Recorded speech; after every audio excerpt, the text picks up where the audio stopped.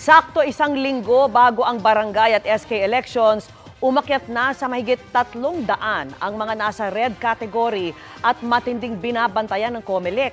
Kabilang dyan ang isang barangay sa Masbate City kung saan isang kumakandidato sa pagkagagawad ang pinagbabaril. Nakatutok si Tina Pangliban Perez. Komprontasyon lang noong una. Pero umabot sa suntukan, saka nagkaputukan.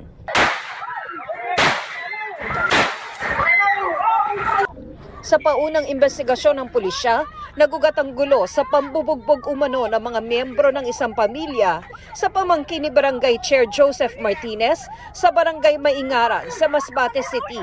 Dahil dyan, kinumpronta ni Martinez at ng kumakandidatong barangay kagawad na si Juvie Pintor ang mga umano'y nambugbog. Nasawi sa nangyaring pamamaril ang umaawat lang noong si Pintor. Sugatan naman si Martinez. Asawa ni Martinez at ang nanay ng umano'y namaril ay magkalaban sa pagkabarangay chairperson. Hindi inasahan yun, sir. Parang napadaan lang yung grupo nila, sir, kasi nangampanya, sir. Di nagkataon na nandoon din, sir, yung si incumbent barangay captain. Di nakausap. Sa madaling sabi, sir, initan kaagad, sir, ang usapan. Parang gano'n, sir. Kaya yung mga supporter, sir, doon mismo, sir, nagsuntukan, komosyon. Then yun na, sir, maya-maya may pumutok na, sir.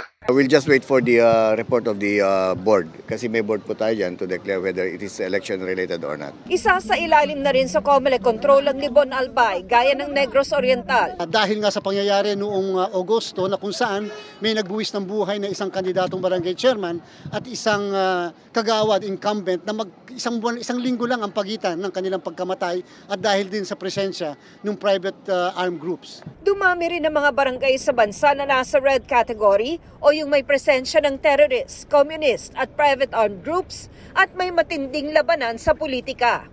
Mula sa 242 barangays noong October 4, nasa 361 na ngayon ang mga nasa red category.